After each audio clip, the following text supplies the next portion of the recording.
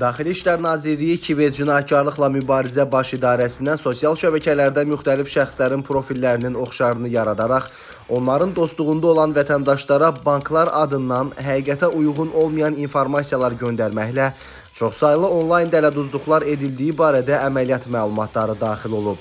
Həyata keçirilən əməliyyat texniki tədbirlərlə qeyd edilən qanunsuz əməlləri törətməkdə şübhəli bilinən, əvvəllər dəfələrlə məhkum olunmuş 23 yaşlı Zaur Teymurxanov kiberpolis tərəfindən saxlanılıb. Araşdırmalarla müəyyən edilib ki, Zaur Teymurxanov sosial şəbəkələrdə müxtəlif istifadəçilərin profil şəkillərini əldə edərək, onların adlarına oxşar saxta hesablar yaradıb.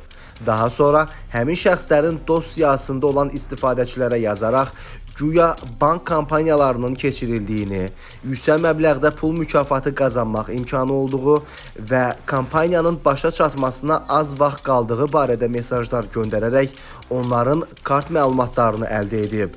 Zərər çəkən şəxslər məlumatları və telefonlarına göndərilmiş OTP təhlükəsizlik kodlarını təqdim etdikdən sonra kartlardakı vəsait Zaur Teymurxanov tərəfindən ələ keçirilib.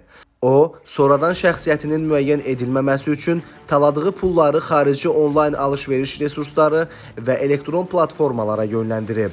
Araşdırmalarla Zaur Teymurxanovun 150-yə yaxın vətəndaşa maddi ziyan vurduğu məlum olub. Faktla bağlı baş idarədə cinayət işi başlanılıb. Zaur Teymurxanov istintaqa cəlb olunaraq barəsində məhkəmənin qərarı ilə həbs qəti imkan tədbiri seçilib. Vətəndaşlara bir daha müraciət edərək bildiririk ki, bank əməkdaşları və ya digər qurumlar tərəfindən heç bir halda kart məlumatları, PIN, OTP və bu kimi digər təhlükəsizlik kodları tələb edilmir. Bu cür müraciətlərlə qarşılaşan şəxslərə dərhal əlaqəni dayandırmaq, mesajları cavabsız saxlamaq və polisə məlumat vermək tövsiyə olunur.